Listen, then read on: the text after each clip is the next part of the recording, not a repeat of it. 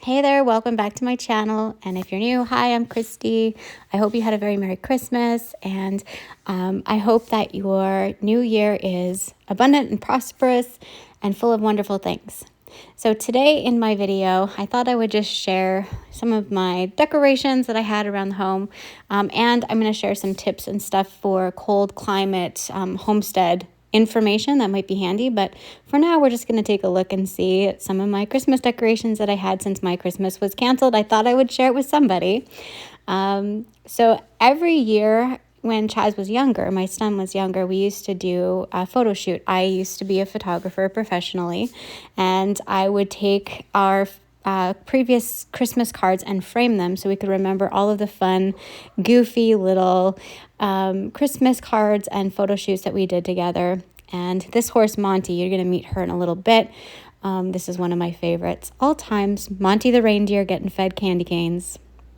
Something fun that we like to do, and just keep adding to our collection of photo shoot Christmas cards. My Christmas was canceled this year. I didn't get to really share it with my family. However, I did get to share it with some of my in-laws, which was very special. I hope you had a wonderful experience and a wonderful time and were safe with all of the crazy weather. So I thought I'd share with you some of my tips since they've been coming up a lot lately. I've been seeing lots of people on the internet asking questions, and I thought I would do a little video. I've shared a lot of this information in other videos, but today I'm going to share it in this little kind of like a highlight of my tips. So yeah, anyway, here they are. So I live in Canada, in northern Alberta, and here it gets to be fairly cold. We do typically get down to minus 40 for a very good portion of the winter, minus 40 degrees Celsius. And so, this over Christmas, it was, I think Christmas Day was minus 42 or 43 degrees Celsius, and we had wind chills of minus 50 degrees Celsius. So it's pretty cold. Typically, our school buses, they run. If it's minus 39, they run. If it's minus 40, then they shut down. But the schools stay open. We're pretty cold hardy up here. So I do have some information that might help you if you have a homestead and you are blasted with a winter storm, things that you're not used to dealing with. This is my Canadian advice for what I practice here, what I do to make sure that our animals stay safe and healthy, how we stay safe and healthy, and hopefully this will be inspiring to you to kind of have an idea in case you're stuck in an emergency. So let's talk about chickens. I have chickens and guineas, and I do have an infrared heater in my coop. But if it's minus 20 degrees Celsius, oftentimes I wouldn't turn that on. The heater I use is a far infrared heater, or an infrared heater for to keep it dry. But the birds are pretty hardy. They don't need a lot of heat. They just need dry. They need to stay dry so that they don't get frostbite. If you are worried about frostbite, which is something that you would want to be careful with because of their feet and their combs and their wattles, swap out your waterers for chick waterers. That way they can't dip their wattles into the water and then that can freeze. You could also make sure you use a product called Vaseline. When you apply this to the skin, it helps create a barrier that the frost can't penetrate, then they won't get frostbite. You can also apply Vaseline to horses' eyelashes or even cattle eyelashes or other livestock if they're prone to having ice build up on their eye. I cannot tell you how many times I've seen cattle or horses lose their eye because the ice builds up around their eyelashes and then they get bumped or they roll or something, and the ice will actually pop their eye. We used to have lots of cattle come into my parents' meat shop that had been slaughtered because of that reason, losing an eye to ice buildup. And also check your animals. Sometimes you might want to put Vaseline where if they're getting rain rot on their legs. Coconut has a little swelling in his legs, so I'm keeping an eye on that. It's just because he rolled his on a piece of frozen poop. but he's fine. The other thing you want to check for on the muzzles of your animals, sometimes the way that their face is built, or if they have a sinus drip, they will build up, or if they're rummaging through snow and it's cold enough, it will freeze to the hairs on their nose and create icicles. You can actually put Vaseline there too. You always want to check your horse's legs or your cattle's legs or your livestock's legs, llamas, alpacas, whatever it is. You want to make sure that there are no ice balls built up on their feet, because that can get really uncomfortable, and it can actually get bad enough that they may not be able to bend. Keep scissors or a knife so you can cut stuff like this off. Makes it better for everybody. When we have lots of storms that roll through and there's lots of buildup of ice and such on the animals, that goes for, a week or so. If it's a long time, you always want to make sure, check their muzzles, of course. That's something I do. I check their eyes. I always want to make sure that there's no ice buildup on their lips. And I just want to look at their eye, make sure they're okay, make sure their ears are okay. I always just want to make sure they're feeling good. I always like to make sure they're not shivering, and check their thickness of their coat. We don't blanket our animals because it actually makes them colder. Our horses are acclimated to our climate. I'm just checking for rain rot and making sure that there's no fungal or bacterial infection starting on their back. And I have a video on that. You could look it up online, but I just always like to check it and make sure they are doing well.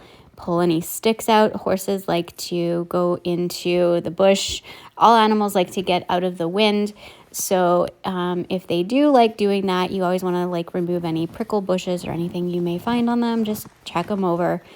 I always check their feet as well. Horses especially will get big balls of ice under their hooves, and you need to pull that ice out.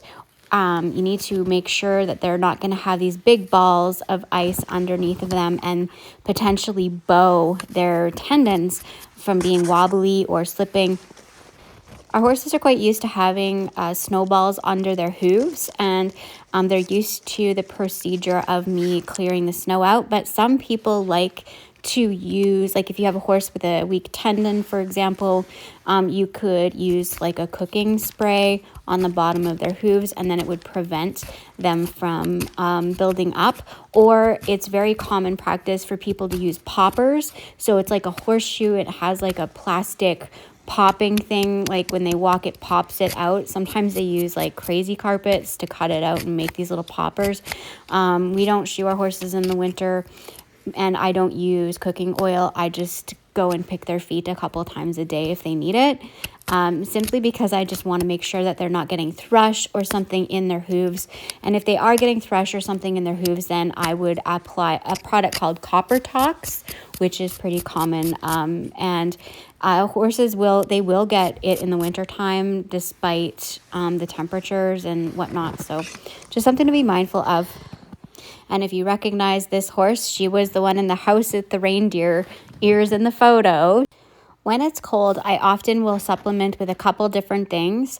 I use a high energy senior food. So this food is higher in a lot of nutrients and fat, and it's easier to digest. It's quite a hot feed actually, and so I give I give this to my horses when it's really, really cold, so that they have a little bit extra of nutrition. I also give them beet pulp, and I make it with warm water so that gives them a little bit more. Using feed to help regulate their temperature can be a problem if you have an animal that's pregnant, so you would probably want to consult with your veterinarian. Found the missing guinea. Hey, little lady.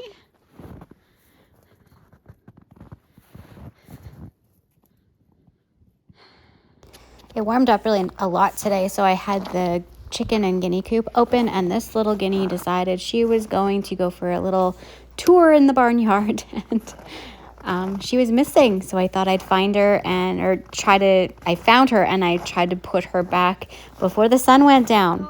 If I was to leave her outside on her own like this, out in the snow, she would probably not have the sense to get someplace where it would be out of the wind and keep her feet dry, and she would likely freeze her feet.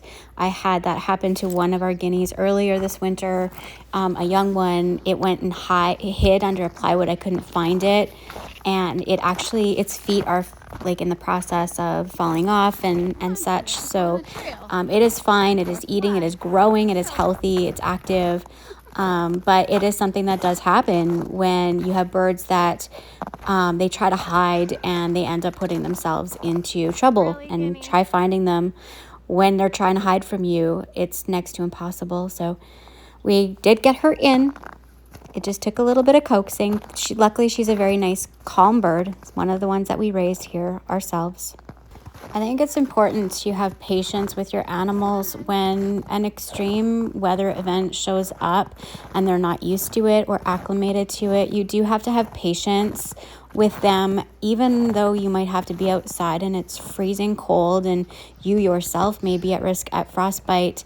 You just have to have patience and know that they are also confused, and that, they begin, if they begin shivering, that's okay. Don't freak out if they just start shivering. Shivering is a way to regulate temperature. Just get them out of the wind, do the best you can to keep them dry and out of the weather, and have lots of food and someplace that they can not be on the ground or on the floor of a building. Make sure that they have someplace they can go up for birds, and they'll be fine. They are very tough animals, and they will be fine as long as it doesn't get too outrageously cold. This is a project I actually need 2 hands to do, but she ends up flying. You'll see here in a sec. Made her fly. There she goes. All the way to the coop. When it's 40 below, one of the things that helps keep livestock warm is to have warm water. So I have an element that is in my water tank. I don't always keep the water tank right full. I oftentimes will keep it at a lower level so that the water can get warmer, more like a tea. I always like to check and make sure my element is working. So this element, it's on all the time. It doesn't have a thermostat or anything. It's just an element that's on all the time. I like the ones that sit on the bottom of the tank. The ones that float, what happens is a lot of the times livestock will play with it. So if you have horned cattle, sometimes they'll hook the cord and pull it out and then it freezes. Or if you have horses or goats, they'll like to play with the cord and they will pull it out of the water. So I like the elements that sit on the bottom. And this has a guard so it can't melt the plastic, but I like it that way. And then I like to keep the water level low, or pack water that's warm and let them drink that. So if the toes or whatnot freeze on chickens, I use this product. If they're losing them, I use this product, VetRx, if they're sick, or if I see or hear them sneezing, I put it in the water, or I'll put some under their wings. I use Hoof Doctor if any problems start happening on the hooves from the weather. The most important thing I can tell you that you need to think about doing is if you have cold weather, is to be concerned about carbon monoxide poisoning. This is something that I am in the habit of when I'm out doing chores and I'm walking to the house. I'm always looking at our chimneys. I'm always looking to make sure that they're not iced over, that there is, I can see that they're functioning properly. As you can see, the chimney in the shop is completely iced over. If I was to go in the shop and start working on a project and not notice that, I could very easily get carbon monoxide poisoning. And in fact, that is one of the most dangerous things that we experience here in our cold climate is carbon monoxide poisoning. So always look at all of your chimneys and your exhausts. It is so important. I also we have a heater in our car garage, which keeps my preserved food from freezing, and it's also where our animals, like our dogs and our cats, they come in to eat and to stay warm. And we have this exhaust that likes to basically the condensation creates giant icicles. So I always like to knock that off, because overnight that could build all the way to the top and it will clog off that exhaust. It has happened before. The other thing is if you have a greenhouse that has poly on it, do not go in there until you have cleaned all the snow off of it. You never go inside with a snow load on a tunnel like a greenhouse that has plastic on it. If it's like polycarbonate like my other one, it's fine. But you got to be careful. Always look. Now, some people have asked what this is because you don't live in a place that gets cold enough where this is required. But here in Canada, we have what's called block heaters. They're installed so that we can plug it in, and it helps heat up the vehicle, like the components in the vehicle, so it helps start it easier. It doesn't drain the battery and such like that. So important stuff. Even if I lived in a warmer climate that sometimes occasionally gets cold temperatures, I would still have a block heater installed. Well, thank you so much for hanging out with me today and watching my video. I hope that it was inspiring in some way or informative. And I hope to see you here again. I'm gonna go warm up. I'll catch you later. Bye. Santa was here for Molly. Do you want this? Molly, do you want a present? Okay, sit. Sit nice.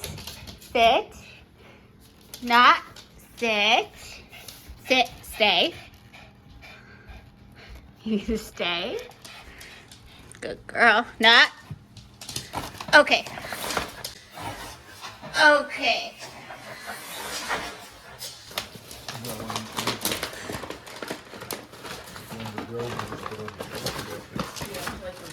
What? Side note, one of the best parts about cold weather is making time to do things like art, sketching, fun stuff. I've been adding to my sketchbook, and I thought I would just give you a preview. These are some older pieces. This one I did a couple days ago when I did not feel like doing anything outside. I thought a happy pig would be a great addition to my day. And I drew this and posted it on Facebook, and apparently it looks like a dog, but it's supposed to be a hare. I guess I won't quit my day job. This was one of my 10-minute sketches I did. I've been trying to give myself 10 minutes to do something every day, and so this is what I come up with. And I drew this this morning. Little bear with some honey. And a mama and baby fox. Hopefully it'll be cold again tomorrow, and I'll have something on this page.